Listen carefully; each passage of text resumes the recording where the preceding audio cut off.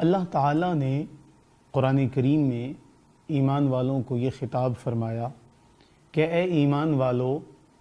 نماز اور صبر سے مدد حاصل کرو۔ یہ نماز اور صبر سے مدد حاصل کرنا ہم دیکھتے ہیں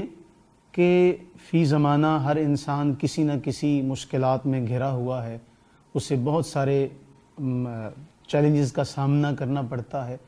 اور ان چیلنجز سے نمٹنے کے لیے اگر اسے ایک جائے پناہ جو اسے چاہیے وہ نماز کی صورت میں اللہ رب العزت نے اسے عطا فرما دی ہے۔ اور اللہ سے کمیونیکیشن کا ایک ایسا بہترین ذریعہ ہے کہ ہم اس کی گہرائی تک اگر چلے جائیں تو ہمیں پتہ چل جائے کہ اتنا عظیم تحفہ کہ نبی صلی اللہ علیہ وآلہ وبارک وسلم یہ ارشاد فرماتے ہیں، صحیح بخاری کے ایک حدیث کا مفہوم ہے، جب انسان سورہ فاتحہ پڑھتا ہے نماز کے اندر تو اللہ رب العزت نے یہ ارشاد فرمایا کہ یہ سورہ فاتحہ میرے اور میرے بندے کے درمیان آدھی آدھی میں نے تقسیم کر دی ہے۔ جب وہ پہلی آیت سے آغاز کرتا ہے اور وہ کہتا ہے الحمدللہ رب العالمین، تو اللہ تعالیٰ فوراً یہ جواب ارشاد فرماتے ہیں۔ یہ معراج کا وہ عظیم سلسلہ ہے کہ اللہ تعالیٰ نے ہر ایمان والے کے ساتھ یہ سلسلہ، یہ رابطہ قائم رکھا کہ جب وہ کہتا ہے الحمدللہ رب العالمین تو اللہ تعالیٰ فوراً اسے یہ جواب ارشاد فرماتے کہ میرے بندے نے میری تعریف بیان کی۔ اور جب وہ آگے چلتا ہے اور آگے کہتا ہے الرحمن الرحیم تو اللہ تعالیٰ فرماتے ہیں میرے بندے نے میری رحمت کا ذکر کیا، میری توصیف بیان کی۔ اور پھر جب وہ آگے کہتا ہے مالک یوم الدین تو اللہ تعالیٰ یہ ارشاد فرماتے ہیں میرے بندے نے میری بزرگی کا تذکرہ کیا۔ اب یہ بات سے بات چل رہی ہے، کنورسیشن ہو رہی ہے، اور ایسی کہ آپ بات کرتے ہیں اور اللہ تعالیٰ جواب ارشاد فرماتے ہیں، آپ اگلی بات کرتے ہیں اللہ تعالیٰ اس کا جواب ارشاد فرماتے ہیں۔ پھر آگے ہم چلتے ہیں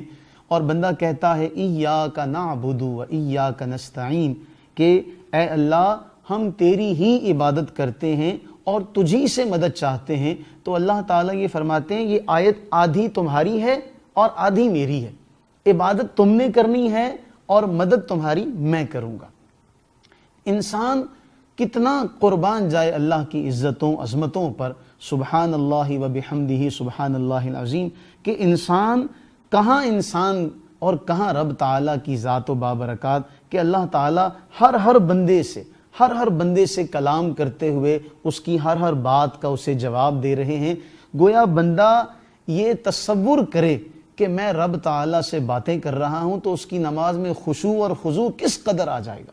اور پھر جب وہ اس سے آگے کہتا ہے اہدنا الصراط المستقیم، کہ اے اللہ مجھے سیدھے راستے پر چلا، تو اللہ تعالیٰ یہ فرماتے ہیں اب سارا معاملہ مکمل ہو گیا، اب جو تو مانگے گا میں تجھے عطا کروں گا۔ بندہ پھر کہتا ہے صراط الذین انعمت علیہم، اے اللہ ان کے راستے پر چلا جن پر تو نے انعام کیا، اور غیر المغضوب علیہم ولا الضالین، اور ان کے راستے سے بچا لے جن پر تیرا غضب ہوا، جو گمراہ ہوئے ان کے راستے سے بچا لے۔ انسان سارا دن بھاگ دوڑ میں لگا رہتا ہے کہ مجھے کچھ مل جائے، اور اس کی سعی جو ہوتی ہے بعض اوقات لا حاصل ہوتی ہے، اسے کچھ بھی نہیں ملتا، لیکن نماز میں اللہ تعالیٰ اسے فوراً جواب عطا فرماتے ہیں، بلکہ یہ کہا جائے کہ فوراً سے بھی بیشتر اسے جواب مل جاتا ہے۔ اور آخر میں کمال درجے کی اللہ کی رحمت ہے، فرمایا نبی علیہ الصلوۃ والتسلیم نے فرمایا جب تم آخر میں آمین کہتے ہو تو اللہ تعالیٰ کے نبی علیہ السلام نے فرمایا تمہارے ساتھ فرشتے بھی آمین کہتے ہیں۔ فمن وافق تامینہ تامین الملائکہ غفر لہ ما تقدم من ذنبہ، کہ جس کی آمین فرشتوں کی آمین کے ساتھ مل جائے گی اللہ تعالیٰ اس کے تمام گناہوں کی بخشش فرما دے گا۔ آپ اندازہ کیجئے، ایک تو اللہ کی طرف سے رحمتوں کا نازل ہونا، اس کی طرف سے امداد و نصرت کا ملنا، اور پھر بخشش کا پروانہ مل جانا، یہ کتنی عظیم نعمت ہے۔ لیکن ہماری بدقسمتی کہ ہم خلیفۃ اللہ ہونے کے باوجود آج اس نماز سے بہت دور ہیں۔ دو باتیں ہمارے سامنے بڑی اہم ہوتی ہیں، ایک ہمیں فکر ہوتی ہے کہ ہم اپنی اولاد کو اپنی دعاؤں میں یاد رکھیں، دوسرا ہم اپنے ماں باپ کو اپنی دعاؤں میں یاد رکھیں۔ تو نماز ایک ایسا تحفہ ہے،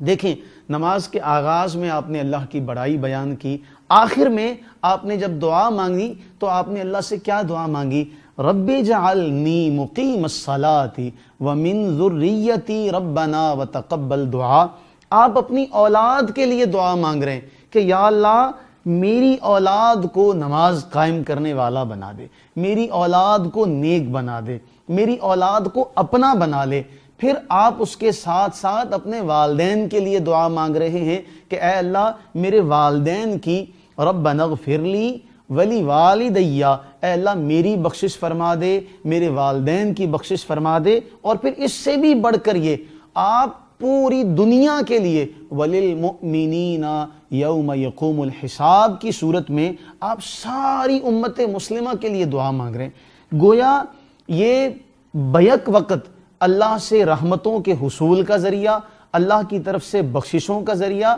اور اسی کے ساتھ ساتھ آپ کی اولاد کا بہترین مستقبل، آپ کے ماں باپ کی بخشش و مغفرت کی ضامن، اور پوری امت مسلمہ کے لیے جب آپ دعا مانگیں گے تو یاد رہے نبی صلی اللہ علیہ وسلم نے فرمایا کہ جب تم کسی مومن کے لیے دعا مانگتے ہو اس کی پیٹھ پیچھے، تو جو دعا تم اس کے لیے مانگتے ہو فرشتہ وہی دعا تمہارے لیے مانگتا ہے۔ گویا آپ اندازہ کریں کہ آپ امت مسلمہ کے لیے جب دعا مانگ رہے ہیں تو فرشتہ وہی دعا آپ کے لیے بھی مانگ رہا ہے۔ تو کتنی ساری بخششوں کا اور مغفرتوں کا حصول جو ہے وہ اللہ نے ایک نماز کی صورت میں جو ہے وہ ہمیں عطا فرما دیا۔ اب اللہ سے یہ دعا کریں کہ اللہ تعالیٰ اپنی رحمت کا، اپنے فضل و کرم کا صدقہ ہمیں یہ عظیم نعمت اس کی قدر کرنے کی توفیق نصیب فرمائے اور اس کو باقاعدگی کے ساتھ ادا کرنے کی توفیق نصیب فرمائے۔